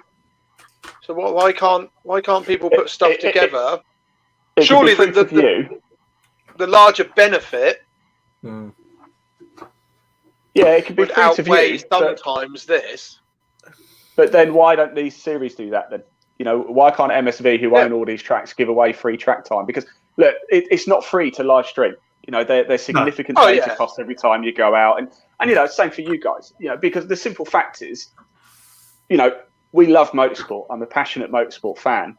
However, I can't go to a racetrack every other weekend or whatever and pay hundreds of pounds to go do live stream. I'm just not going to do it. You know, I'm going to say, well, no, and Alpha Live won't do it, and nobody will do it. You know, and that's where you've got to look at it. And if that happens, then you're going to lose millions of views on club racing every single year. And I can't speak for other people's costs, but I can tell you our margins are very, very narrow, very narrow. You know, first thing we have to make sure is we cover our costs. That's number one priority. And a bit like you, I know where you guys work. You don't go there for free, do you? You know, no, you quite rightly, you have to make a living. You have to make a living. You know, as you can see, I live inside a Lucozade bottle, so I'm not rich at all. Times is hard. Sorry. What I meant by it though was the fact that surely it's more beneficial for a club to front the cost than for their exposure. Than trickle it down to the drivers. But they might do it. And I think what happens, it's like most businesses, isn't it? They work out how many drivers are going to have for this season, they work out what the costs are going to be, then they see what's left and then work it out from there. I'm not saying the drivers literally rock up and have to pay, right, here's 20 quid for the live streaming and stuff like that out of their own pocket. It's all included, everything's included in your fee. And then if the club deem that they have enough spare reserves or an extra sponsor come on, a lot of this is sponsorship obligations as well. You know, if you've got we did the 2CVs 24-hour race last year, and it was a sponsor obligation, and the sponsor fitted the bill. You know, so you know, great if you can get it. I'm not literally saying it's the drivers who've got to essentially pay for everything. However, you know, at the end of the day, if there's a load of free cash knocking around and going around, for example, then the first priority, surely, let's make your race entry fees a little bit cheaper. But if you're a series that you need to get more cars on the grid, you need to use that money in marketing. If you're a business, you have to have a marketing budget, and live streaming is a massive way of marketing. But then you know what you could do. Sorry, Rob. You know what you could do. Make it optional. Make it optional for the drivers. If you don't want to pay the live stream fee, you just get pixelated during the stream. Yeah. You just we could interview you, just like put a black it out. Just a smiley face on top. I'm here with Mr. Smith, but we're not allowed to talk to Mr. Smith, so we're going to talk to you because you paid for live streaming. Go on, Rob. Sorry. But because you say that the operating costs are narrow, so let's say, I mean, how many sort of club racing operating weekends are there a year? Would you say 45, 40? What, across the board? Right, consistent weekends? Yeah. Geez, I'd probably say, now they're running into December, aren't they? So so you could almost put some, and again, I say, Motorsport UK, the clubs, you could almost set up because again, back to my point about earlier, if you're physically seeing on the TV, the best way to attract people to the sport is to actually broadcast it and take it to the masses. A bit like what like what you guys have done with Club Racing UK with the post. You're showing people just how easy it is to go and do your ARDS test and to go and physically do it. Now, if someone's just scrolling across YouTube one day and they watch these YouTube videos where these guys review cars and shit like that, and they come across, oh, bloody hell, there's some actual racing going on, some club racing from Silverstone, for instance, or Stetton, and they go, oh, bloody hell, how can I get into that? And they can go into it that way. So they're always, in various sports, the Premier League puts a vast amount of money towards grassroots in football. I know it's the same in rugby with the RFU. They put a lot of money towards grassroots. Surely, from Motorsport UK, some of that grassroots money could go across just to contribute, not pay for it all, but just to contribute and maybe approach the circuits and go, okay, here's a bit of cash to make your circuit live stream ready, for instance, to put the camera equipment in place or whatever, so that you can stream a meeting from that circuit with ease, and it shares the costs all round, whether it's from clubs themselves like the BRSCC, BARC, MSV or whatever, the circuit owners, sorry MSV, that's 2 bills for you, but you know what I mean, Motorsport UK, and maybe, okay, if it's £2 out of my licence fee per year, if you think how many racing members there are, how many licence holders there are, if it's an extra £2 or so across the members that contributes towards that, I would pay it. Yeah. I think it's one of these though. The Premier League wouldn't give away their rights, just to a central house. That they control everything, and it's the same with the clubs. You're almost then dictating to the clubs what they can and can't do, and I think they need to retain their own independence. BARC can do what they want, BRSCC can do what they want, MSV can do what they want, and if you're putting them all in the same bracket, then and your membership has to include that, you are putting pressure on those clubs as well. And then essentially what happens is what you'll find is then Motorsport UK, for example, own all the broadcast rights for club racing. And then what actually happens, Motorsport UK look at it in a year and think, oh my God, we had 5 million people tune into club racing. We're going to stick this behind a paywall now, and it's going to be a subscription service so we can make more money. I'm not saying they would do that, but that's the way these things go. And that's what happens to Sky. And I think it's dangerous. I think, this is club racing. This isn't Formula One. We're trying to get as many eyeballs on it as possible, and there's enough of us that are getting attention there. And some people want it, some people don't. Some people get it, some people don't get it. And I actually think it's the healthiest it's ever been right now. And I think it's only going to get stronger, and it's on the right path. It's just a responsibility for everybody to make sure that the content that's produced, gives value for money. Don't just chuck money at live streaming and think, isn't it great? And be happy that you've got a report saying 20,000 people tuned in. Well, what does that 20,000 people mean to your drivers? What does it mean to your sponsors? What does it mean to you? Can you measure result? What is success? And this is the question you have to ask. What is the point of doing it? And the whole point of doing live streaming, isn't it surely to get more drivers on the grid? That's the end goal, really? Yeah. So we protect the future of club racing for the next 15, 20 years. That's it. Get the fans involved, get the younger generation going, oh, I want to go do that. That looks really cool. And that brings us, I suppose, Rob, if we're okay, we've created the social media race table as well. And it's quite interesting. Cat amongst the pigeon time. Now, what we've done is we have created, to start off with, a Facebook. We're going to publish this every single quarter, and we're going to publish it this weekend, but we're going to look at it now. And we've created a social media race table for club series in the UK. We started just with Facebook. Now we are going to expand this to the next quarter to include YouTube, and then we might go Twitch, whatever. But Facebook and YouTube essentially are the main two. But for the ease of purpose for this one, we've just done Facebook, and it's centered majority around club racing. But we do have BTCC in there just as a bit of a yardstick, so people can see sort of what the top level in the UK is doing. Now, the criteria for this as well is, and I must stress as well, we've probably made loads of mistakes with this as well. So we've probably missed loads. I think I got about 96 series or something in there. So if you look at it and we've missed, we apologise. This is what we could find And I kind of use the main series. I use MSV, BRSCC, Bark, Castle Combe, MG Car Club, the ones that we know very well, and looked at a few others as well. So that was what we could find. If we've missed any of yours off, if you're involved in a race series and we haven't included it, we apologise. But please, please, please do email me or comment below. I'll bring my email up in a sec. You can get hold of me on here with the links to your social media for your race series. So then we can include it in next quarter's publication. So, Leon, if we've got the table ready to bring up. Oh my God, this is look at this. This is serious. Let me just get rid of my name there. So, as you can see, you want that tab up there, Ian?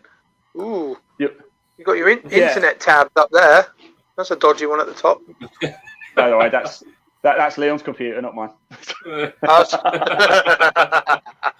So, as you can see, position on the left, what series it is, and Facebook following over there on the right. For quarter 2, so published at the end of June, we'll include YouTube, and it's quite simple. It would just be the 2 columns added up, and that is the total. So, as you can see, the British Touring Car Championship, just the followers. So the British Touring Car Championship, as you can see, is 180,484 followers. Lotus Cup Europe, I did put it in there. I know Europe, but I put it in there. British GT, 34,115. Mini Challenge, 27. I suppose, realistically, the first sort of club one, F1000 maybe? Yeah, F1000. Yeah. Or if you can count the Mini Challenge with the Cooper class.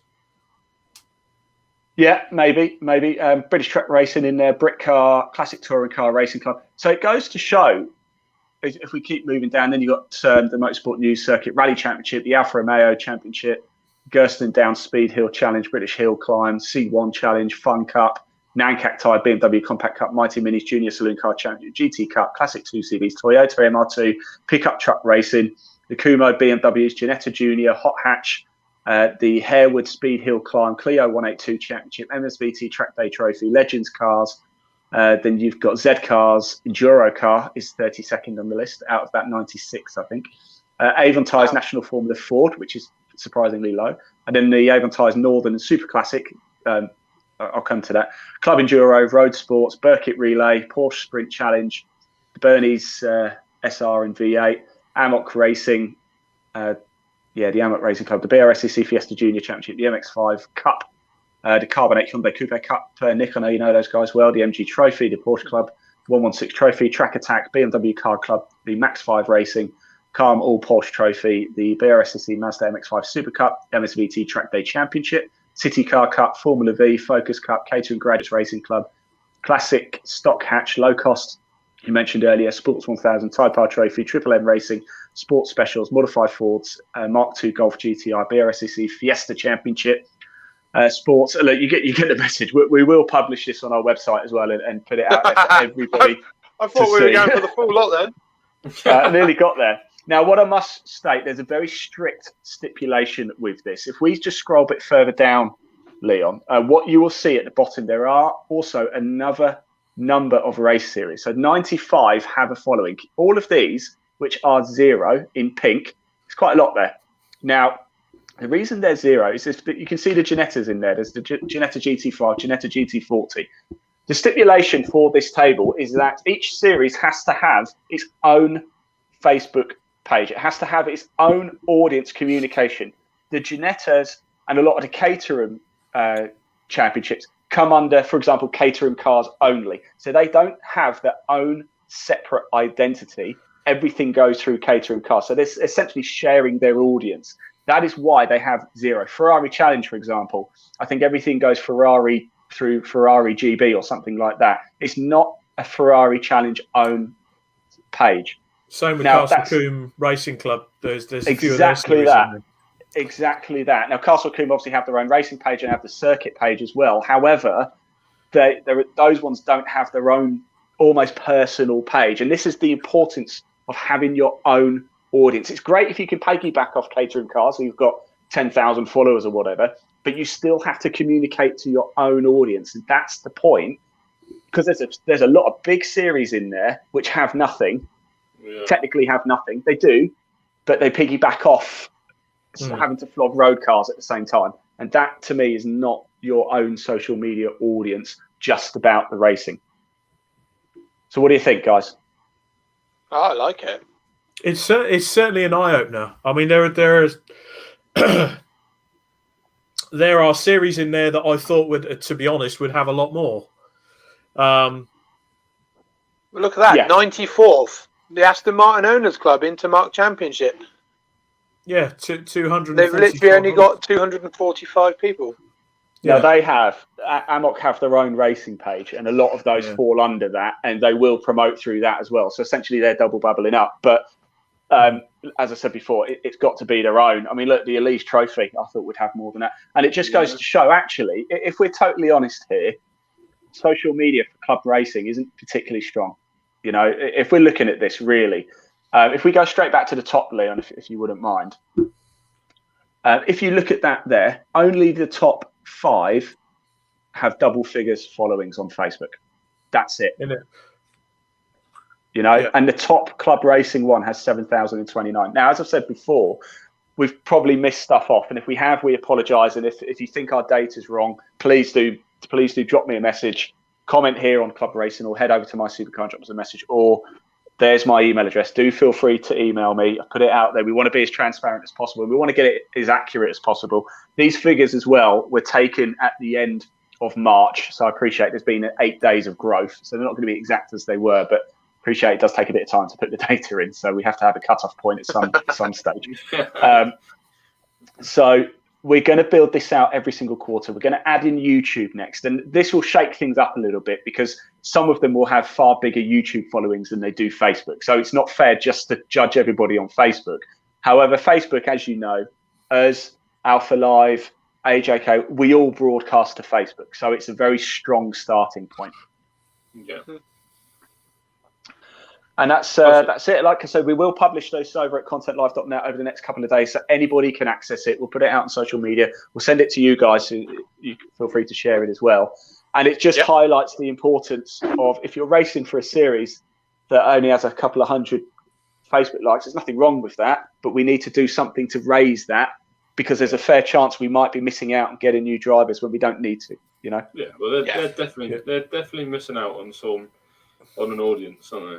You know, if you've only got 200 following, you know, in the country, it's going to be thousands more that probably would, once they've seen it and know it's there, go, oh wow, I'm following that. That's cool.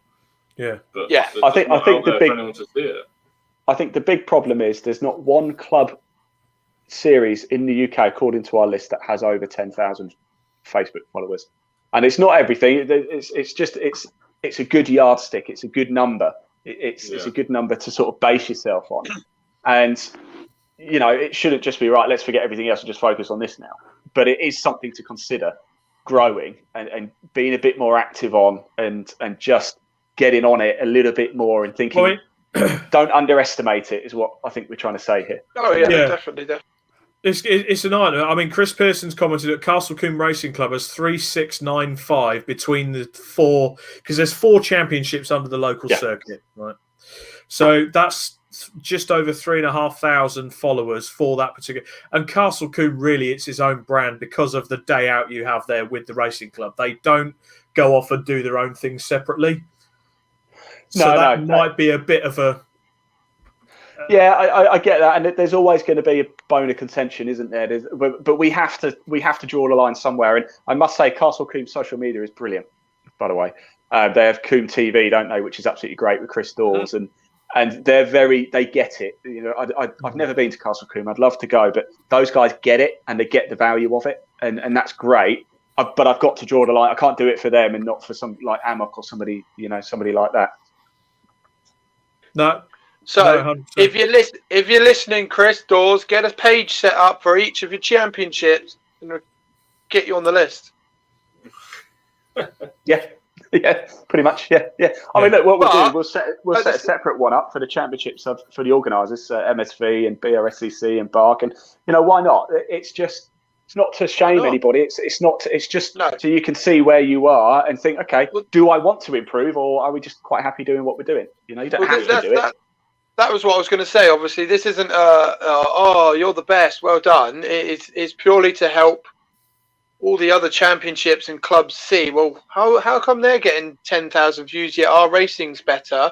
Well, it's probably because the guy who's in charge of your social media is just not as active and is getting as involved, and the content's not great, and you haven't got My Supercar involved. Whatever. But it will hopefully help clubs who want that. Because there's clubs out there that probably don't know what they're doing, and they're thinking, I've got 200 followers. And they think they're doing all right. Yeah, it is. It's a major marketing tool. It's if you have your own page, you've got 200 people who really care about you. So build it out, get more. I mean, if only there was a club out there that had a fantastic platform of all sorts of races that could help distribute your race championships. What do you think, Steph? What do you think, Rob? It'd be amazing if there was a place like that. It would be absolutely awesome. And it would be better if they kind of had a podcast where they could come on and talk about these things, as well as having, I don't know, maybe a members page, like a paddock. Yeah, maybe all hang out in the paddock and talk all things racing. Wouldn't it be great if there was a club out there that did that for everybody? Just hang for out free in the paddock as well. For free. For free, you can hang out in the paddock, have a mass debate, just really hang it out there. Just, but Chris, go to that Facebook page and hit that like button. Yeah, I mean, Ian's frozen. I don't know whether his internet's gone down or he's just really happy to see us. But Chris Pearson's loving that pose. Yeah, he's come back and said fundamentally that is a list that can spark some better social media presence. So it's always a good thing. Oh, Ian's back. So kind of. It's the robotic man. Charles Boniface has actually come back and put, this is so useful. I can see people like myself choosing a series to race in because of something like this, as people like me need sponsors to keep racing, especially if we want to do a whole series. Yeah, exactly. Exactly. Yeah. Well, that's what people need, isn't it? The ones that are the people that race with sponsors, that's what they need. They need as much engagement as possible. So, that's what we're going to do, aren't they? In this modern era. Yeah, and social media, and then he's going to just disappear, isn't he? Well, that's it. He's disappeared into the ether. That's Sky Broadband for you, ladies and gentlemen. Yeah, if ever there was an advertisement for Sky Broadband, right there. He's back. Okay, so Ian, you've had some really good responses to the table. I was just saying, Chris Pearson's basically said it's something that can fundamentally put the spark in there. Neil Ashcroft has asked, can you confirm where you can get a copy of the spreadsheet, please? Yeah, we'll publish it on our website. And also, if you want a separate copy, go over to My Supercar on Facebook. Just drop us a message and with your email address, and we'll get it sent out to you. So if anybody wants a copy, please just head over to My Supercar, drop us a message with your email. We'll send it over to you via email. Yeah. Matt Cleary has asked as well, is Club Racing UK building a calendar page that you could press on a date and it will tell you what's on and where? We are working on something like that, yes. I mean, we tried on Facebook, put it in the calendar, and then the world shut itself and decided to change all the dates. So there's a lot of effort down the drain. We did. So we're working on something a bit more modern and user-friendly, aren't we? Well, I say we are. For you, but yeah, it'll be a Club Racing UK app. You'll just be able to go, what's on at this weekend, and fingers crossed, it'll give you a nice list of who's where and how do you get there, etc. Yeah, Sam Pierce comments as well, like the Racers Lounge, Nick. I mean, what, there's 15 to 17 of us on there, just random club racers, just chatting shit about club racing and stuff like that. Anyway, David Garside, would be good to see a spreadsheet for individual racers or team pages. Ooh. Yeah, that would be a lot of work. Any sponsors out there want to pay us to do it? Well, when you're in your 10-day isolation, it gives you something to do. Yeah. Well, I'm in it right now. Who knows? Yeah. Please be negative. Please be negative. We could do a Club Racing UK social media table. For the record, I'm not putting anything into a spreadsheet. I don't do spreadsheets. David Garside actually says, and that's a good point here. There's a total for all competitors in that series, because the point could be that a series could have 200 followers, but if it's got loads of competitors in it that have got 2,000 likes on their page, it actually spreads it spreads the umbrella. Yeah, no, well, it only spreads it if people share it and or you broadcast to it. So that's something we work very heavily on, as you guys know. So it's important that to engage with the content that your series is pushing out to help grow it as well. Yeah. Charles Boniface, I'll slip you a tenner to put me at the top of the drivers list, Ian. Ian's not, I can tell you now, Charles, Ian's not cheap. I'll speak as his representative. He likes unmarked, non-sequential bills. In a black suitcase, he wants to see at least 10,000 of them. If you could just slip the briefcase just outside his house, he'll pick it up as he's social distancing at the moment. There's a nice bin I use up at Waterloo Station that if anybody wants to leave me any money, I'll pick it up there. Didn't you have a bike nicked from there once? That was Fleet Station. Don't bring that up. Very I was still teary about that. We're still teary about that one. Okay, last question. Last question on the subject then. Subject matter at hand. We've talked about how great social media is. We've produced this table. It's fantastic. What are the drawbacks currently and in the future? Well, look, at the minute, the drawback in sport is dare we say the word racism, but the problem you have is any old idiot can comment as well, and that is a bit of a drawback. I'm pleased to say we don't really see that at club racing. I don't think I've ever really come across a comment that I've thought that's below the belt ever. Whoa, hold on a minute. This whole episode tonight has been a Nick bashing session. Hang on. You bloody started it when you started going on about my really crap split. Bloody keyboard warriors being mean to me. That's not fair. Well, that's it though, Nick, and that is kind of the only sort of downside is we've noticed this as well, is when you broadcast to just family and friends, everybody's all nice to you and it's, oh, aren't they good, good on them for doing it. Then when you start to broadcast to sort of 10, 20, 30, and then in golf we're doing over 200,000, some people just don't like you. You can, for whatever reason, they just won't like you. And you've done nothing to them. You could meet them in the pub and you could have a drink with them and they think you're the nicest person in the world. But for some reason, they just don't like you. And they're free to say whatever the hell they want about you. Like I say, we're fortunate enough that I haven't really ever come across anything like that. But we know it's out there. And that's the problem. That is social media's big problem. But I think they're starting to get quite hot on it. They're starting to police it a lot more and just get rid of the idiots, and Facebook especially have got a lot better. I mean, years ago, it's so easy to get likes. You go to a page and they've got 10,000 likes, but it turns out they're just paid for likes, which means you've got a load of people sat in a country a long way away from here. And there's hundreds of them just sat there who've created 30 Facebook pages each, and they're just liking stuff that they've got no value to you whatsoever. And this is again another point. It's not just about numbers; it's about the value of your numbers. And this is where actually the biggest yardstick for content when you're pushing it out isn't actually how many people have viewed it; it's how many people react and engage with it. If a lot of people react and engage with it, your content's got value and you're targeting the right audience. If you broadcast out, or if you put a post out, and let's say you put a little video out, just dancing around or doing whatever, and it gets 1 million views, but nobody comments, that content has pretty much no value whatsoever. All it is people just laughing at you. You need, certainly in club racing, because it's a business at the end of the day, isn't it? Really, for everybody, even for drivers, because you have to work out what your budget's going to be for the season. You need to work out what you can afford, where you can afford to go. You've got to look at stuff like, Cadwell Park's a real long way away. Can I afford to go do that? Because I have to stay 2 nights instead of 1 night, if it's at Brands Hatch, let's say. So, everything is essentially working out costs, looking at budgets, etc., etc. And it's the same in social media. Your content has to have a value.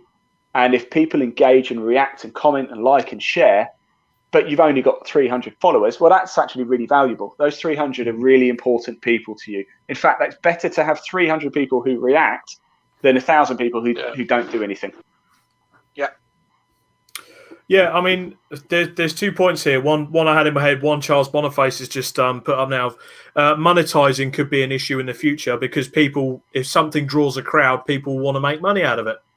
So there, I know there always has been whispers before that Facebook have wanted to monetize certain things. And another thing for me, right, though, because as soon as that happens, then people will move.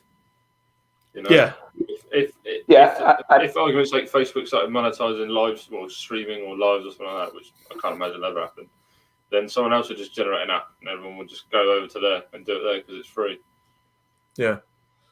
I think you've hit the nail on the head there, Stefan, and people are. This is why we now broadcast to Twitch as well, just to sort of hedge your bets a little bit on things. And we spoke about it before, where if we had one centralized platform for streaming for club racing in the UK, probably you got with that. Again, it sounds great in the short term. In the long term, if MSU controlled it, for example, they might look at this and think, well, hang on, we're making £2 per member at the minute, but if we charge a subscription, we can charge £10 a month. Here, and we're going to quadruple the income that we're making at the minute. So that makes sense. We'll stick it behind a paywall and people will pay it.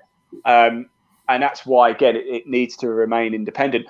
Don't forget, YouTube and Facebook already monetize your content if you hit certain criteria. But that money actually goes to you. You get a portion of that money. So I think on YouTube, you need to have a minimum of 1,000 subscribers, then you can start to monetize it. Now, realistically, you're not going to make any money until you get to about 10,000 subscribers. And I think it's roughly the same on Facebook. But there is nothing more frustrating in an advert, though, when you're watching content. But I think, that's a problem that perhaps might not exist too much, because you've got to remember with Facebook, they want to keep you on Facebook. And if you're live streaming on Facebook, people will stay and watch it on Facebook and they won't go anywhere else. And everybody thinks Facebook is the demon, or they're just out to get money from you. They're not. They're just trying to keep you on Facebook. That's what they're trying to do. And what they'll do is they'll favor better content. If the content is good, and people are reacting and engaging with it, the algorithm is it will get shown to more people because you're more likely to stay on Facebook. And so if you work with Facebook rather than thinking they're the devil, you're going to get better results. So that's quite a good one there. Has anyone watched The Social Experiment on Netflix? No, I haven't. I haven't actually. Watch it. It teaches you. It shows you how the social media side of things works and how you're getting monetized. You're not getting money from it, but how it's all working. And I tell you something, it's quite the eye opener of how certain things pop up on your. I don't know if you've ever noticed, if you click on your search button on like Instagram, things that you look at for longer periods of time than other things will be the first things you find in your search bar. It's very interesting if you watch it. So again, it works that way for the kind of content you put out. From a creative side of it, us trying to create that content, that's why we have to be very clever about what you put out there. A picture of a car on a racetrack, just side shot. Yeah, you're going to get the usual people that are going to go, yep, that's cool, like it. But if you can get those odd ones that are a bit, someone's got it a bit squirrely or something else is going on that stops some people for a minute to actually stare at it and go, what is going on there? Yeah. Then that's what then drives more of our content to them. A little tip for you as well. That's a good point, Steve. In fact, that's a great point. And when you post something, you've got, I think, certainly on Twitter, you've got about 3 minutes before Twitter will decide whether that post is going to be successful or not. So if you've got multiple Twitter accounts, or you manage multiple Twitter accounts, as soon as you post something in one post, go to your other accounts and retweet it immediately, because then what you'll notice is it will get shown in a lot more places. The organic reach will go up a lot higher as well. It's same with Facebook as well. If you just post something out, and nobody reacts to it, what you'll tend to find is if nobody's reacted in the first half hour, it's highly unlikely anybody's going to do anything with it, because Facebook will think that's not a successful post. That's perhaps not the best content to be shown. Yeah. And I'm going to hold that. Fizzles out. I'm not going to show it. Yeah, because you always hear people on Facebook going, well, I never see XYZ posts anymore. I never see this. I never see that. It might be because they're just not consistent enough with it. And they might post once a week and then don't post for 2 weeks and then post once a week. LinkedIn's a big one for that. If you're not consistent, don't bother being on LinkedIn if you're not going to post consistently. Well, going back to the posting, right? And this has happened. There's a few examples I can think of off the top of my head. I won't name names or anything like that. But how often, especially in the club races side of it, I know there are certain rules in technical regulations for the big boys like the British touring cars and such. But how often has there been an incident on track that's gone viral because of social media? Because there's been an incident. The MSA had to put it in the regs about bringing the sport into disrepute. So at the same time, social media is fantastic, but at the same time, you've got to be careful what you put on there. Yeah, I don't agree with that personally, though. I think that's tough. If you're going to have something like BTCC and have a lot of people there watching and stuff, that comes with part of the territory. That's part of the responsibility. That's just part of the territory. What are you going to do? Ban people from using their phones? Well, no. I mean, as in like. Especially with club racing, someone puts up an onboard. Oh, look what happened today. I got smashed into. What an absolute bastard, blah, blah, blah. Here's the multiple camera views. And it brings a championship into disrepute when it could effectively have already been solved in the steward's office. But it's look just... At that club look at that Club Enduro post that we put up last year. Yeah. PCR cars got flipped. That blew up. That went absolutely nuts. It didn't matter where you clicked on social media, you got to see... Obviously, if you're in the motorsport fraternity, if you're in golf, you wouldn't have seen it. But yeah, it just blew up, and everyone was talking about it, and everyone had an opinion about it. But obviously, for Club Enduro, their views must have just gone through the fucking roof, Yeah. So, but then I think that's why shows like this exist, isn't it? To let people have their say. Yeah, and we can talk about it. But I mean. Charles Boniface puts as well, the sad thing with that is that crashes do draw more people than just good hard racing, and that's with any level. It's always going to that's human nature. How many people used to sit and watch you being framed because you were watching people fall off their chairs? I think very true. If we watch that's human nature. If we watched that race in Bahrain and Grosjean didn't crash and set on fire, how many people would have watched that race afterwards, you know what I mean? If that hadn't have happened, how many people would have watched it? And it did happen. Yeah, do you know what? Figures would have gone through the roof because of that. I hate to have to say, because I've always been a bit of a fan of Grosjean, if I'm totally honest. I've always thought he's bloody quick. Yeah. Now, obviously, it was already announced he was leaving Haas at the end of the season anyway, wasn't he? Yeah. He would have just disappeared. Because of that crash. I hate to have to say this; it doesn't make it right, but his stock has risen through the roof because of that crash. And that's because of social media, essentially. Yeah, definitely. Because if one person shares it, and then another person shares it, it just explodes. While we're on the subject of Grosjean, did you hear a fun statistic I heard today? I think it was Matt that told me today. Go on. Did you know Roman Grosjean was on fire longer than that Mazepin was actually racing? There's a statistic for you. So Roman Grosjean was on fire for longer than that Mazepin has actually raced in a Formula One race. I thought he was called Marzipan. I was like, why is he named after Marzipan? Yeah, whatever. I love Marzipan. What we're not saying is, don't go out this weekend and go smash your car up and set yourself on fire just to try and get yourself out there. Don't get a sponsor. Don't do that. Don't do that. There are right ways and wrong ways, and that is definitely not the right way. No, it's the right way. To just stop it there, we've got a final question, Nick. It is from Sam Pearce. How much value did your naked video have? That's true. Well, no, all jokes aside, right, the reach I got from that was huge because everyone was like, oh, or yay, ooh, he's sexy, and all of that.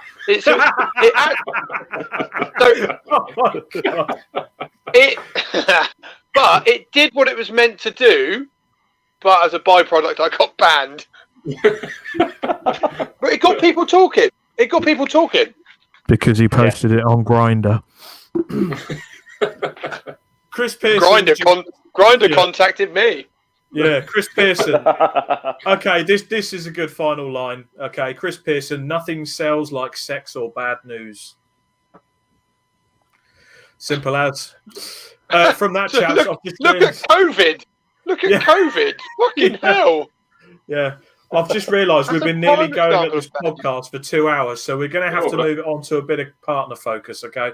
So if there's anything we've missed out there, don't forget to go onto the My Supercar webpage to check out the table. If there's anything we have missed, comment below, and we'll see if we can get it into a later episode. Now, our first of our partner focus, we're going to come to the live draw in a minute, or have you already drawn the winner?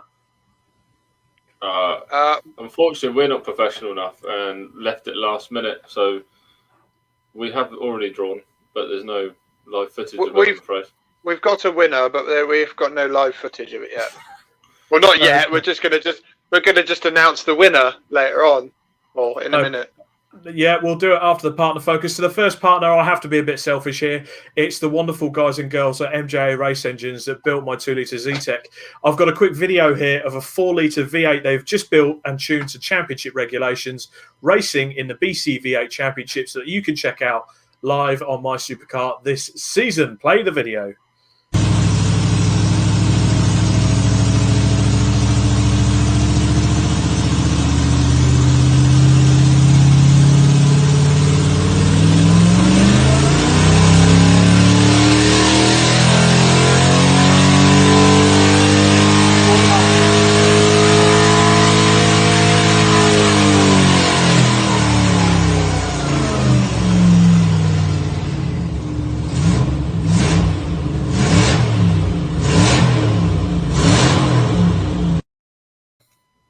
Oh, that sounds good. Goodbye, earphone users. So there we go. For any engine work, by all means, I highly recommended them. Like I said, they've built us a fantastic engine for the Focus. I know they've done some bits for Nick's Vectra as well, and they're doing a lot for many club races up and down the country, as well as featuring on Car SOS and building engines for the likes of Fuzz Townsend and Tim Shaw on that show as well. So check them out. They are on Facebook, MJA Automotive Engineering in Bromsgrove. Give them a look up. Our second partner focus is Hawk Motorsport, because they announced this week they are now the official resellers of Zamp Motorsport helmets and accessories. Their brand is quickly being recognised as a market leader in design and quality without blowing the budget. They've also sponsored a few championships in the 750 Motor Club. Helmets are available from the most recent helmet standards and are available in bare or pre-printed options. Have a look now at hawkmotorsport.co.uk. Go to their store, check out Zamp helmets. So there we go. Sexy looking helmets they are. And our final partner focus is probably the greatest wind-up of all times, apart from Nick changing the page to Club Golfing UK. Oh, whoa. There's no wind-up here. There is no wind-up. Just you wait till Sunday. We have a special announcement, actually. I'm pleased to say Nick Holmes is going to be coming to Huddersfield Golf Club with us for the first 2020 Pro Tour event on April the 19th, live. We're very excited to have you along, Nick. I think Ian should co-host with you. I think Nick should co-host with you, Ian. I mean... Yeah, I agree. Because I'd be the best host. Well, we can't wait for that, Nick. It's going to be great. I'm really looking forward to it. The boys and girls in particular, Chris and Vicky Pratt of All Square Rap and Ride Racing Division, posted this on April Fool's Day with their massive blue lorry. Let's put the picture up. That's not photoshopped, is it? No. He had it at Donington the other day. But speaking of Donington, the reason he's going to be able to pay for one of those, just look at the grid he was sat on at the Masters event at the weekend. Next picture, please, Elaine. Look at the result he got as well. Wow, some sexy cars there. Look at that grid. So there we go. That is the All Square Rap Ride and Ferrari. Didn't he get his guy got 2 wins that weekend as well? Yeah, first time the guy had driven that car.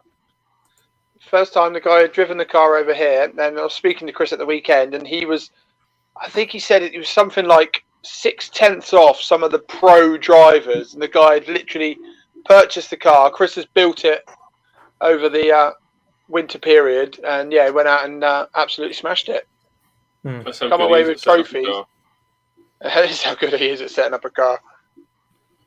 Well, he was with... where was it, Donny, yesterday? He was with Red Seal Racing with Patrick Seal, and that he found heaps of time for them there, so he does do an absolute mega job. 4.2 seconds.